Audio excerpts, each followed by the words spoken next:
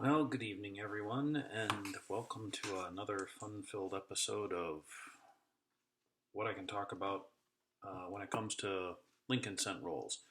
I have been playing around a little bit with my webcam, so things look a little bit more up close. And if I tend to get distracted and look like I'm playing with something, it's probably because I'm attempting to try and fix something. I have yet to figure out how to flip the image so that you guys see this as the regular side up. Believe it or not, I have downloaded the software and stuff like that, and I have the ability, as you can see, to move the image up and down and left and right and so on and so forth.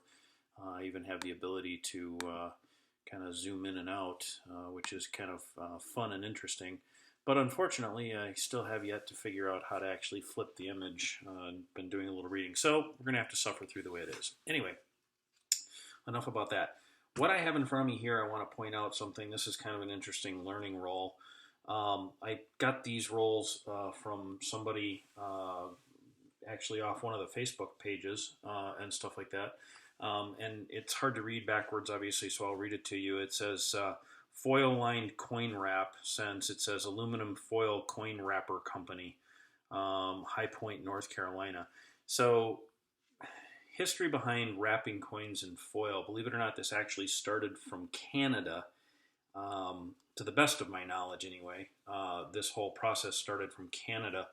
And a lot of the Canadian cents that were wrapped in rolls from dealers and stuff tended to survive much better and brighter wrapped in foil. And the interesting part about it was that the tradition kind of led itself to the United States, and there was a company that for a while actually made wrappers, as you can see, that were paper wrappers, and on the inside, if you open up one of the ends here, you'll notice that it's lined with tinfoil, which is quite interesting if you stop and think about it, because it's supposed to protect the coins. Now, this is a roll of 1954p cents. That 54p is a date that's known for being crappy to begin with. So I fully know what's inside this roll. But the other interesting thing I wanted to make sure I point out to people is, unlike a normal bank wrap, this roll actually has a seam along the side here that has actually been glued down straight. And this is your first big tip-off that this is not a bank wrapped roll. Even if the ends were crimped on this for whatever the reason, like a regular bank wrapper, a straight seam on any bank wrapper, any wrapper period, is a first tip-off, because banks did not wrap coins or rolls of coins with a straight seam.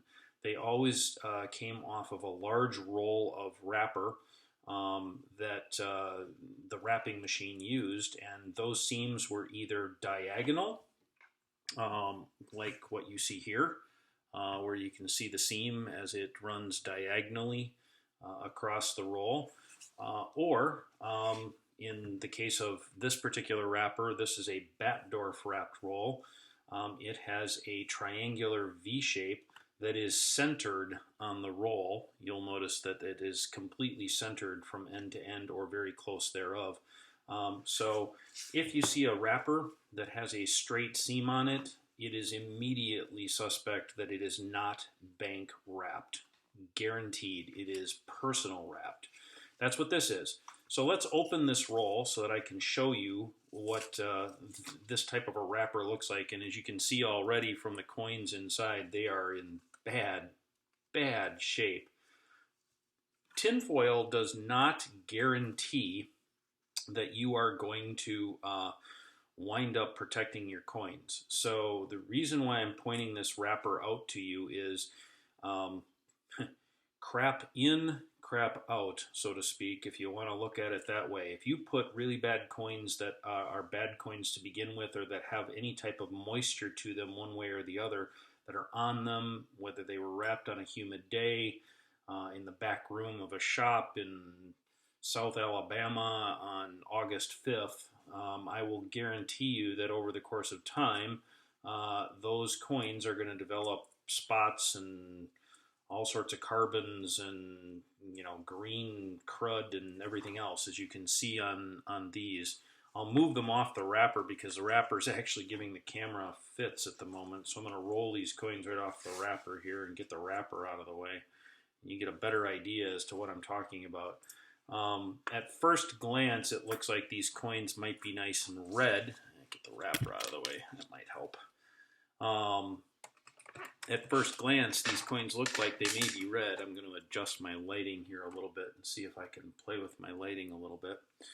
But they are indeed not all that fantastic in terms of what they are. They may look that way on the camera, and I've actually done a little bit better job at figuring out my lighting with that. They may look halfway decent, but like I said, 1954 coins were known for being crappy coins to begin with and are usually very spotted and what are called webbed.